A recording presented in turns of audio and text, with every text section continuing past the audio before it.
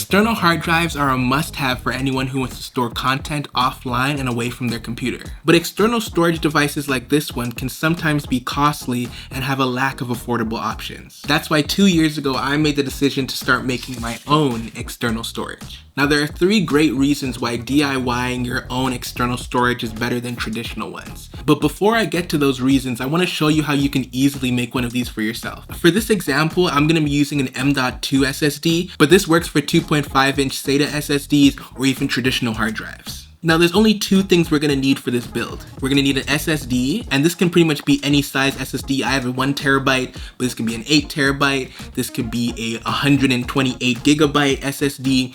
It's up to you on which one you pick and the speed that you pick also. Now the second thing we're going to need is the enclosure. Now for the enclosure, it's very important that you get one that's compatible with the SSD or the hard drive that you have. I have an NVMe SSD, so my enclosure is also NVMe. And it's also important to pay attention to the transfer speeds on the enclosure. I would personally recommend getting one that's USB 3.2, but also getting one that's USB 3.1 is completely fine depending on what you're doing. Then once you have these 2 things, it's as simple as taking your SSD and sliding it into the enclosure, making sure that it gets pushed all the way into its connectors, and then securing the SSD in place. Mine also comes with a thermal pad, so I'm just gonna put that on also. And then we just have to close it up, and that's it. We have our external storage. All we have to do now is hook it up to a computer and format it like any other external storage. And now I want to talk about those 3 benefits and why I think that building your own external storage is way better than just purchasing one. Now the first reason is price. There are so many more varieties of internal SSDs and hard drives available on the market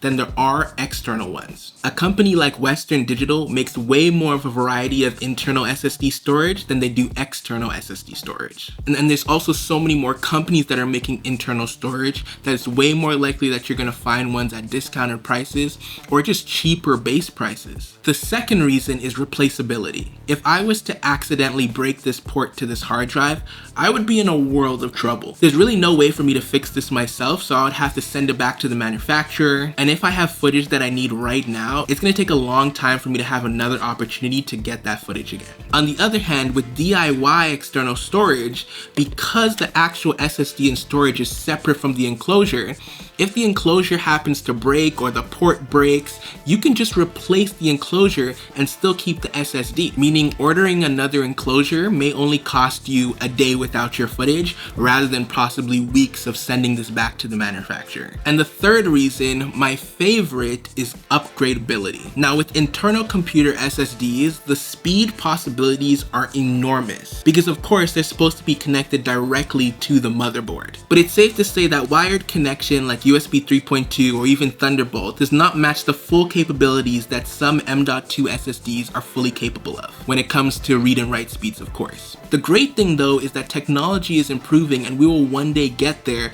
to where we can have enormous speeds over cable. We already have fast speeds, but of course it's gonna get even faster. Now the best part is that when you make your own SSDs, as technology gets better and faster connectors come out, you can just replace your enclosure when technology gets better and have even more speeds out of that SSD. Or maybe even we've turned to a whole different port that's even more faster and take even better advantage of a M.2 SSD. You can just buy a new enclosure that's capable of those new lightning speeds and then just put in your new M.2 SSD. However, with traditional external storage, as technology progresses, you'll just be left behind because you'll have no way of upgrading the port that comes with the external SSD or hard drive, unlike you would with a DIY system. So I hope this video was helpful, and let me know down in the comments if you would be interested in making your own SSDs.